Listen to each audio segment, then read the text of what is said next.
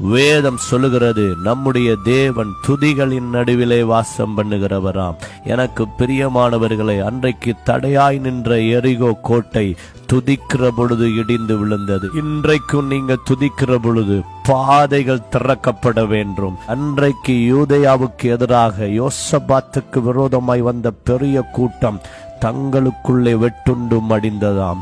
எனக்கு பிரியமானவர்களே, நமக்கு எதிராய் கிரியை செய்கிற சத்துருடைய வல்லமைகளை முறியடிக்க வேண்டும் நம்முடைய துதிகள்.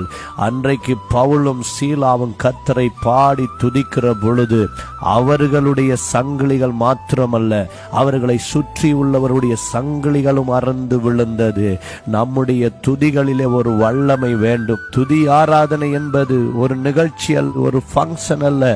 அது தேவனும் நாமும் சந்தித்து தேவனுடைய இருதயத்தை குளிர பண்ணுகிற இடம். அது ஆவியோடு உண்மையோடும் கர்த்தரை ஆராதிக்கிற இடம். துதிக்கிற பொழுது இன்றைக்கும் நம்மை பிடித்திருக்கிற கட்டுக்கள் மாத்திரமல்ல, நம்மை சுற்றி உள்ளவர்களுடைய கட்டுக்கள் எல்லாம் கர்த்தரை துதிக்கிற பொழுது அருந்து விழ வேண்டும். எனக்கு பிரியமானவர்களே, இன்றைக்கு இப்பேற்பட்ட துதிகள் இருக்கிறதா என்று சொல்லி கொஞ்சம் நம்மை ஆராய்ந்து பார்ப்போம். துதிக்கிற பொழுது கர்த்தருடைய வல்லமை இறங்குதா? துதிக்கிற பொழுது நாம் சொல்லுவோம், ஆராதனை நல்லா இருந்துச்சு, பாடல் நல்லா இருந்துச்சு, வர்ஷிப் கன்சர்ட் நல்லா இருந்துச்சு, நல்ல